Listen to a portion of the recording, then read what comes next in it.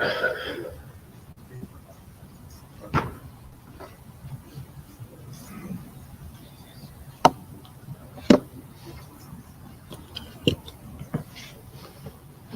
daven Marav here at 8:30, and the fast is over at 8:57. Try to take advantage of using our time from now until then for a few minutes to try to frame this time period that we find ourselves in, how we're supposed to be feeling, and how we're supposed to enter this mindset, this Avelis Yeshana, this old, this ancient mourning, this grief, which it's so challenging and difficult for us to connect to. The Rabbi Zusha, the younger brother of Rav Elimelech of Lezhinsk, the great Rabbi Zusha, was once staying overnight at an inn. And the inn belonged to an innkeeper who was a Pasha Yid. He was a very simple Jew. In the middle of the night, the Rabbi Zusha, as he was wont to do, recited the Tikkun Chatzos. He lost himself, crying and mourning and grieving as he confronted the absence of a Beis HaMikdash in our lives. In the middle of the night, he was overcome with grief and with weeping for the Galus of the Shechina. And the simple innkeeper, this Pasha Yid, didn't understand what was going on. He had never seen such a thing. A Jew wakes up in the middle of the night crying. Why was his guest so distraught? What was missing? What was wrong? So he went to ask the Rabbi Zusha, was there anything he could do to help? Anything he can do to make his stay more comfortable, to make things easier or better? The Rabbi Zusha explained to him, it's not your inn, it's not my room, it's not my accommodations, it's not the food. He said it's the Beis HaMikdash. We're waiting for Mashiach to bring us home, to take us back to Eretz Yisrael, to bring us back to the land of Israel, to bring us back. So the innkeeper said to Rabbi Zusha, he said, why do we want to go back? Here we have our inn, we've got our livestock and a livelihood, we've got our food, we've got our family. Why do we want to go to Israel? Why do we want Mashiach to come and take us to Eretz Yisrael? So the Rabbi Zusha looked at him and he said, what do you mean here in Europe? In Europe we have enemies. In Europe there are non-Jews. We suffer from the king and the pirates and our adversaries, those who mistreat us, and those who have a double standard against us. We suffer from those who are heretical to our views and seek to negatively influence us. In Eretz Yisrael, when Mashiach comes, we're no longer going to suffer from the non-Jews. We'll no longer suffer from enemies and adversaries. So of course we want to go. So the innkeeper, the simple Jew, thought for a minute and he said, great. So instead of taking us away from our home and our field and our livelihood and our animals, let Mashiach come and let him take all the Goyim to Eretz Yisrael. And we'll be comfortable and we'll be free from all of our troubles where we are. You may have heard that story before of the Rebbe of Zusha. We laugh. We think it's cute, maybe. But the truth is, if we're honest with ourselves, in many ways, it's really a description of ourselves. We're not so far away from the simple innkeeper, because we too are pretty comfortable in our Galus. We're pretty happy where we are. And the little things that we confront, let Hashem take them away. But leave us where we are. So the question in these 3 weeks that we've begun, the question that this tinus, that this fast is meant to elicit in us, not just hunger pangs, but pains of Galus. Not just a Galus that is geographical in nature, because though all of us belong in Israel, it's a question not of if, but when we will be there. Make no mistake, our brothers and sisters in Eretz Yisrael, they fasted today too. And they too are observing the Bein HaMetzarim. And if Mashiach does not come in time, they too will keep and observe Tisha B'Av, because Galus is not geographic. Galus is a state of mind, it is a state of being. And the question is, do we feel displaced? Do we feel uncomfortable? Do we feel the absence, the loss, the vacuum, the emptiness? Or are we so comfortable? Is life so convenient? Is everything so good? Do we feel so at home that it's hard to mourn and grieve for something that we never knew and that we don't know is really missing? But make no mistake, you just have to open your eyes a little and look at this world and realize the painful Galus that we're in.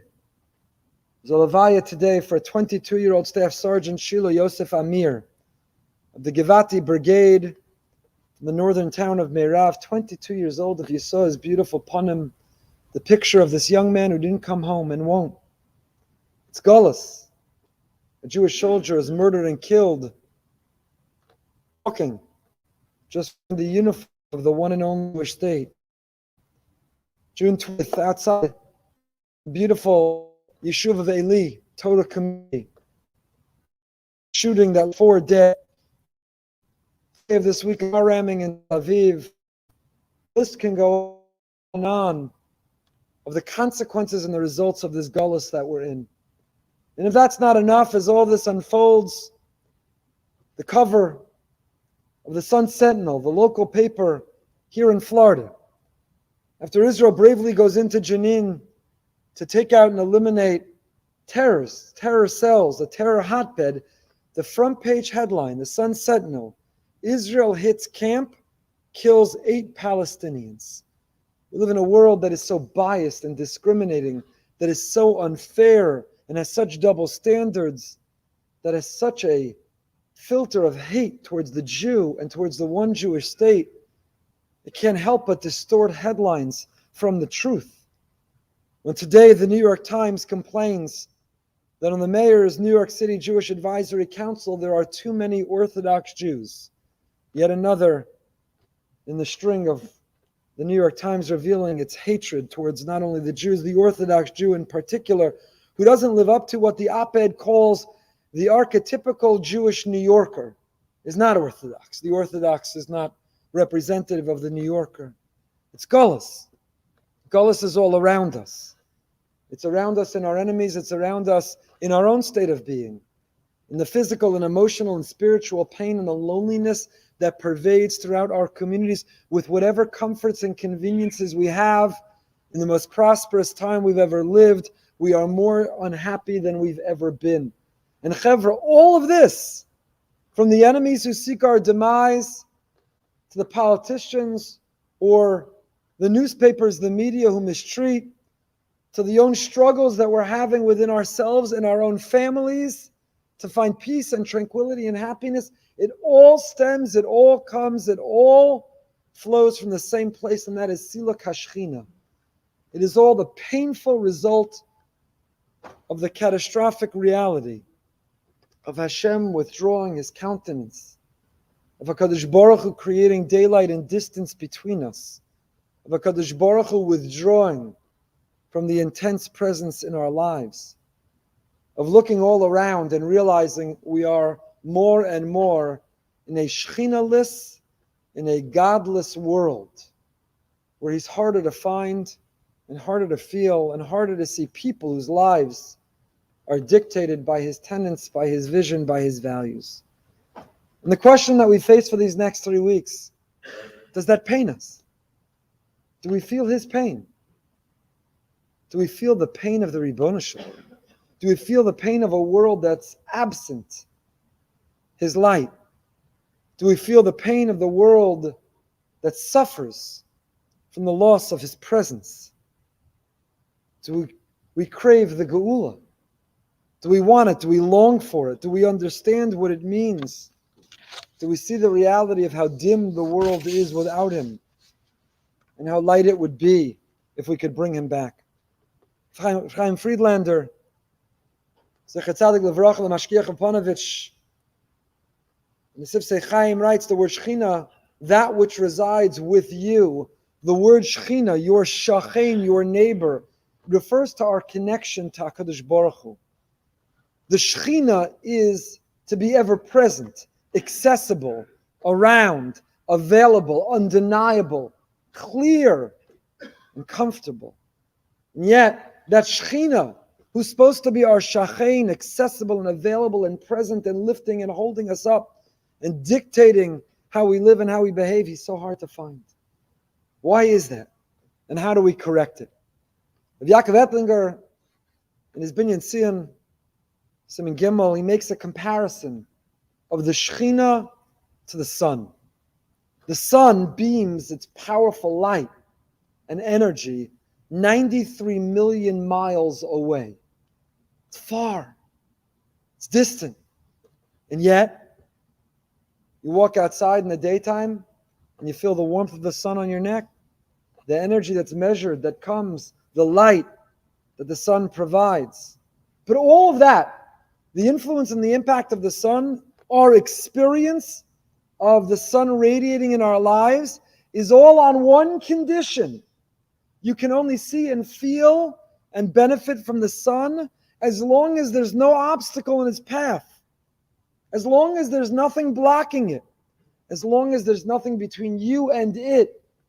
But if you were indoors, if you were in a dungeon, if you were underground, if you're in Eretz Yisrael and you close the trisim because you want to have a great nap, you wake up disoriented, you don't know if it's day or night. Is the sun up or is the sun down? Because you can only value and appreciate and benefit from the sun when there's nothing in between you and it. And writes Rabbi Yaakov Ettlinger, the same is true with the Shekhinah. The Shekhinah, like the sun, radiates and it beams and it energizes and it warms and it lights. No matter how far the Ribono Shel Olam is, it has that power to penetrate and that presence can be felt, but only if there's nothing blocking, only if there is no obstacle, only if there is nothing in between. The Shekhinah can beam. The bigger and the cleaner the window, the more the light and the more the warmth that can come in. Rav Dessler writes, that's why some people don't feel the Shekhinah. It's not an issue in Hashem. It's a question of, are the windows of our heart, are they clouded? Are they blocked? Do they have impurities? Are they stained? Are they blemished? Or do we live a life in which we clean and purify the windows of our heart and of our soul so the light of Hashem can come in? Maybe this is what the Gemara means in Barachos Nun Tes, Mishachar Beis HaMikdash. Since the time the Beis HaMikdash was destroyed, there has never been a perfectly clear sky. Since HaKadosh Baruch Hu has withdrawn His Shekhinah, we've never been able to feel His light the same way. But the more obstacles that are in that path, the more that is blocking between us and Him, the less that we feel Him, the more on our own to navigate this world, to find our way, to try to be able to find meaning. Galus is Hashem being blocked. It's our feeling distanced and lost. It's feeling on our own, victims of randomness and chance and nature and enemies. Geulah, the repair, the antidote, is closeness, is connection, is clarity. But we have to want it. We have to wash the windows of our heart and of our neshama to see Hashem and to let His light in. We have to move away what's blocking the windows. Move away the technology, move away the TV, move away the ego, move away the bad midos, move away the taiva, move away the things that are blocking the windows of our neshama. Hashem, He's there, and that light is coming from Him, but it can't get in because we've put artificially all these things in the way. We have to remove them and eliminate them and go back to the authentic version of who we are, to be less superficial and less materialistic and more mindful of what is real and what is lasting, of netzach netzachim, of a relationship with the Ribono Shel Olam. Hashem describes animals that are tamei and that are tahor. And in general, animals that have split hooves and chew their cud are kosher. But if they don't have both of these things, they're treif, they're off limits. But the Torah tells us that there are animals that have only one. And so you have to be careful. The camel, for example, chews its cud, but doesn't have split hooves. And the shafan, the same thing, chews its cud, but no split hooves. The arnevet, the rabbit, also. There's one exception, the chazir, the pig. The pig has split hooves, but doesn't chew its cud. And Chazal tell us that these four animals that are exceptions to the rule of having one and not the other are keneged the Daled Galios. They correspond with the four exiles. Bavel, Parasumadai, Yavan, and the Galus of Edom, the Galus that we still find ourselves in and suffering from Ana Yom Hazeh until today. Who is Edom? This Galus of Edom is the pig. Who's Galus Edom? Edom is Esav, the descendants of Esav. Because Esav, like the pig, deceives and tricks and fakes and puts on a superficial show. It's all about the external, it's all about the outside, it's all about how it looks and it can be perceived. But is there depth? And is there truth? And is there sincerity? Is it authentic? Or is it counterfeit? The Medrash says that Esav is milashon shav, nothingness, barrenness, emptiness. There's nothing that's true. It's all external. It's all just a show. It's all a performance. It's all fake. It's all counterfeit. And that's why the chazir, the pig, the fourth of those animals, is the fourth Galus, the Galus of Edom, the Galus of Esav, because the pig, what does the pig do? The pig shows its hooves. It says, look at me, split hooves, I'm kosher. Enjoy. But it's not. If you look a little closer, if you look a little deeper, you see it's inauthentic. You see that it's fake, and that's why Esav is so dangerous. That's why Edom, this Galus, is so dangerous. This long Galus we find ourselves in is one of fakeness, of superficiality, of the external, of performance, of lacking depth and sincerity and truth, of being satisfied with only what you see on the outside, without trying to go deeper, without trying to be more thoughtful, without climbing to go higher, without willing to do what it takes to clean that window of our neshama and of our heart, to let the light of Hashem come through. Gemara tells us of the questions we'll be asked when we get upstairs. We're greeted by the heavenly court. Tzipistali Yeshua, did we long for, did we yearn for? We're comfortable. Are we happy? Whether in the land of Israel or outside of it, because Galus is not geographic. Galus is the experience of Siluk Hashchina. Galus is that obstacle, the block, the filter that's keeping the light of Hashem out. Tzipistali Yeshua, is it enough? Are we sick and tired of the pain and the suffering that we see?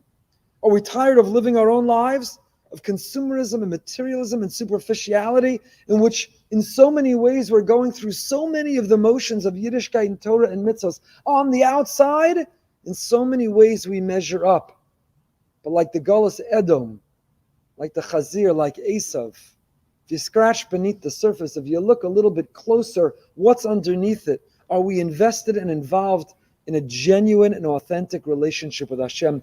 Are we searching the Shekhinah? Do we want Hashem to be our Shachain? Is He looking over our shoulder? Do we feel His presence by our side when we're choosing what to watch and what to listen to, what to say, where to go, how to behave? Is He right next to us? Is the Shekhinah, our Shachain, accompanying us through life? Not only externally going through the motions, but in the deepest and the most profound way. The Arizal writes, I believe the Mishnah Berurah quotes, that we fulfill this question, Tzipistali Yeshua, every day. We'll do it in a moment. When in the Shemona Esrei we say, Esamach David Kili Shuascha Kivinu Kol Hayom. It's a funny language. This is the Siddur snippet slot. So I'll tell you, it's a funny language. We don't say, Kili Refua Kivinu Kol Hayom, Kili Slichoscha Kivinu Kol Hayom. But here when it comes to Geulah, when we want His presence, when we want to feel His light and His warmth and His energy, when we want to mold and shape and repair and redeem this world in His image, when we want to surrender and submit to Him, when we want to know He's by our side and nothing is random or chance, but it's all carefully choreographed and curated from above. When we want to know that, we say, Kili Shuascha Kivinu. Says Rabbi Yonasan Eibshitz, because for Geulah to come, we have to really want it. Even if our schuyos, even if our merits don't add up, but if we want it badly enough, if we want it desperately enough, if we want it as much as we want the new watch or the new car, if we want it as much as we want that restaurant, that menu, that food, if we want it as much as we want whatever it is that we are pursuing and chasing, if we want it, kivinu kol hayom, it consumes us. Kadosh Baruch Hu, I want to feel connected. I want to feel close. I want to feel your presence. I want to feel confident that everything that happens is from you. I want this world to be filled with your name and with your light and with your values and with your definitions and with your policies and principles. It's what I'm looking for and what I want. That's Geulah. The other things can happen even if we don't want it. But Yeshua, Tzipistali Yeshua, that comes only when Kivinu Kol Hayom. And that's what these 3 weeks are all about. They're leaning in and doubling down. They're looking in that mirror and reflecting on how badly do we want it. Do we understand what it means to be living in his absence? Do we feel the pain of the family that buried their 22-year-old son today? Do we feel the pain of those who are navigating a world uncertain if Hashem loves them and is in their lives? Are we searching for him? Are we looking for him, and are we filling the world with him? Rav Mendel of Ribbentrop was once walking with his Hasidim, and he passed a boy hiding behind a tree, and he said, "What are you doing?" The boy said, "I'm in the middle of a game of hide and seek." The boy was crying. He was bawling. He said, "So why are you crying?" He said, "It's my turn to hide." "So what's the matter? Why are you crying?" "Because I'm hiding, but nobody's seeking." Rav Mendel of Ribbentrop said to his Hasidim, "Did you hear what the boy said? He's hiding, but nobody's seeking." Ribono Shalom says, "Sila Kashchina, I've withdrawn, I've pulled back, I'm hiding. But is anybody seeking? Are we looking? Are we trying to reveal? Are we trying to uplift? Are we trying to connect? Are we recognizing that our lives are only full when Hashem is in it, and this world is not the way it's meant to be? Because if there's a time of year we can find him, it's this. The Maggid of Mizrich, we end with this, says, Kol Rodfei Sigua Bein HaMitzarim. The Pasuk in Eicha tells us, describing the name Bein HaMitzarim, the period that we began today, between the straits, between the narrow places, between these fast days, between these tragedies. But in a spin of translation of these words, the Maggid of Mizrich says, Kol Rodfeha, whoever's chasing Rodef Hashem, whoever's pursuing and chasing and looking to find and to clean. Go get a rag, go get a shmata, go get some spritz and clean the window of your heart and of your soul and let him in. In davening in the siddur, and in davening in shul, and more importantly, in talking to him on the road and in the gym, and talking to him at work and everywhere we are. Clean those windows and let him in, because Kol Rodfei Sigua Bein HaMitzarim, it's these 3 weeks that we can find him. He's closer. It's hard to come to the king when the king's in the palace. Only the highest officials and influential people are granted an audience. But when the king leaves the palace, when he's in exile, anyone on the street can run into him and stop him. Now, Kadosh Baruch Hu is not in his palace, he's not in his Beis HaMikdash, and we are feeling the results and the impact of it. But it also means, Kol Rodfei Sigua Bein HaMitzarim, it means that we can find him, that we can connect with him more intensely, that we can lean in and develop a relationship better than any we had before. The Mirz Hashem, when we do, when we can answer in the affirmative, Tzipisa Yeshua, did we feel his absence and did we long for his presence? Did we bring his presence? 93 miles away, 1,000,000 miles away plus, the light of the sun, the light of Hashem, if we just clean the windows of our heart, it can come in.